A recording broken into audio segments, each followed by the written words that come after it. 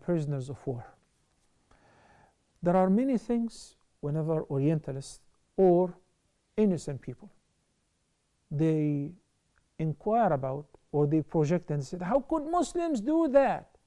They do not realize that Islam did not initiate this. Islam did not begin slavery. Islam came to eliminate many bad habits, including how the slaves and the prisoners of war used to be treated, and how the stepmother used to be treated. You know, things like that. We can talk about this for hours and hours.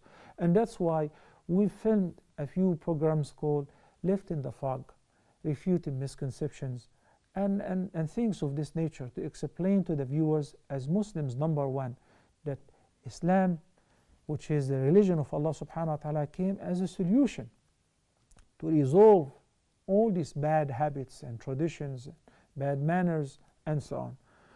So now, with regards to what they call them concubines, or the prisoners of war, why don't we shed some light on this whole concept from the Quran? Look, subhanallah, in Surah Al-Insan, Allah the Almighty says, وَيُطْعِمُونَ الطَّعَامَ عَلَى حُبِّهِ مِسْكِينًا وَيَتِيمًا وَأَسِيرًا. Allah admires the believers who look after the orphans, the poor, and the prisoners of war. وَأَسِيرًا, because they don't have their own possessions. They do not earn on their own. So you guys have to provide for them. Honoring them, feeding them is something that Allah admires. Why do we do that? إِنَّمَا نُطْعِمُكُمْ لِوَجْهِ اللَّهِ لَا نُرِيدُ مِنْكُمْ جَزَاءً وَلَا شُكُورًا. We're only doing this because Allah ordered us to do that. We're doing this seeking the countenance of Allah subhanahu wa ta'ala. We do not expect from you any compensation nor gratitude. Okay. Then, whenever before Islam the prisoners of war were captivated and been mistreated or whatever, Islam came to regulate this process. Prisoners of war are prisoners of war. They have been taken as slaves. Look, study the Quran from beginning to end. You will come across many ayat regulating something called kaffara. Kaffara means a ransom.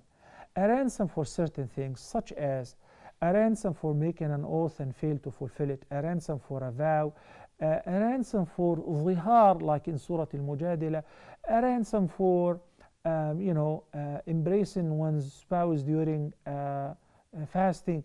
There are many ransoms. It's called kaffara. In Surah Al-Ma'idah, Allah subhanahu wa ta'ala prescribed the kaffara for failing to fulfill an oath. Amongst the kaffara is freeing a slave neck. And in Surah An-Nisa, when Allah the Almighty said it is not prescribed the kaffara for the indeliberate killing, qatul khata, to do what? Amongst the kaffara is to free a slave neck. To free a slave. Sometimes it required the slave to be a mu'min, and sometimes, generally, anything, a male or a female.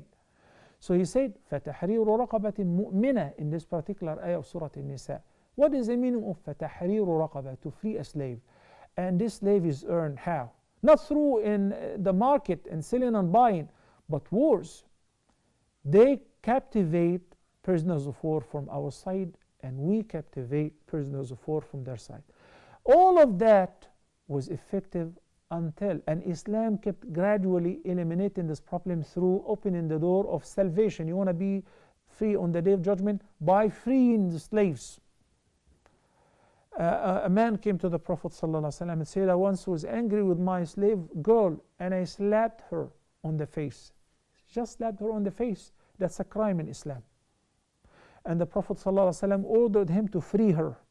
So that was considered as a kafara for mistreating or slapping or beating the slave on the face. Let's take these two calls, inshallah, and I'll continue. Okay, so we said the Quran is full of ayat. If we have time, I can go across the Quran showing you. I just showed you an ayah of Surah An-Nisa, and there is another one of Surah Al-Ma'idah, and there is another one of Surah Al-Mujadila, and there is in Surah Al-Balad and in Surah Al-Insan, you know. So the virtues and the privileges of freeing the slaves. And the Nabi sallallahu alaihi wasallam encouraged the companions to free their slaves. And whenever a person had a slave woman, this is in Islam and only in Islam, then he happened to have sexual relations with her, then she conceived, she becomes Walad. When she gives birth, it is not permissible for her, for the master to sell her or to part her from her child or to treat her like a slave anymore. She is not. She is Walad, the mother of the child. And if the person died, she is free, whether he wants that or he does not want that, because she is the mother of a child. You want to know that even among the prophets before Islam, that was commonly practiced. And many of the prophets had hundreds of these slave women because it was a common practice. Now when the Muslim Ummah signed treaties, there is no slavery. And by the way, you just need to read the history of a country like the United States 50 years ago and learn about what used to be practiced when it comes to slavery and women who have been enslaved and all of that, to realize that Islam 1400 years ago came to eliminate these practices, but in a systematic way, to approach the problem through the ransom, as I mentioned earlier. You know that Juwayriya bint al-Harith, may Allah be pleased with her, she's one of the mothers of the believer. She was captivated when Bani al-Mustaliq defeated the battle. And then when the Prophet ﷺ married her, all her family members were released, over 100. Over 100. Safiya bint Huyay, may Allah be pleased with her. She used to be a Jew, and she was a prisoner of war, and her father was a Jewish leader. And she's one of the greatest mothers of the believers, not a slave. Assalamu alaikum wa rahmatullahi wa barakatuh. Nowadays, the entire Ummah abide with the international treaties and commitments that we do, so there is no such thing. Some people, you know, they think it's funny. They ask, can I buy a slave because now I can just have, or a woman, some women say, can I give myself to somebody, not in marriage, just, you know, give myself as a grant to be his, like to be possessed by him, he will be my master. That is not permissible. He cannot do that. So we, as a Muslim Ummah, abide by the international commitments in this regard. And in case that the person has a servant or a maid, look what the Prophet ﷺ ordered. This is 1400 years ago when he said to Abu Dharr al-Ghifari, may Allah be pleased with him, that إخوانكم خوالكم إخوانكم خوالكم فمن كان أخوه تحت يده فليطعمه مما يطعم ولا يكلفه بما يطيق وليكسه مما يلبس ولا يكلفه ما يطيق. The Prophet ﷺ said to Abu Dharr al-Ghifari that your servants are but your brothers.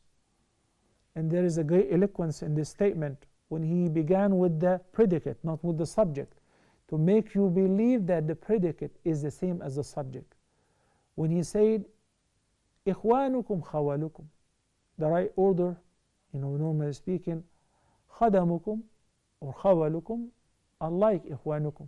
But when he began with this, he made it seem the same. If you have a servant, he is exactly your brother. Or a maid servant, she is like your sister. So you should feed them from whatever you eat and treat them kindly, and do not ask them to do anything beyond their capacity. These are the Islamic teachings concerning the servants and the maids, since we don't have slavery anymore.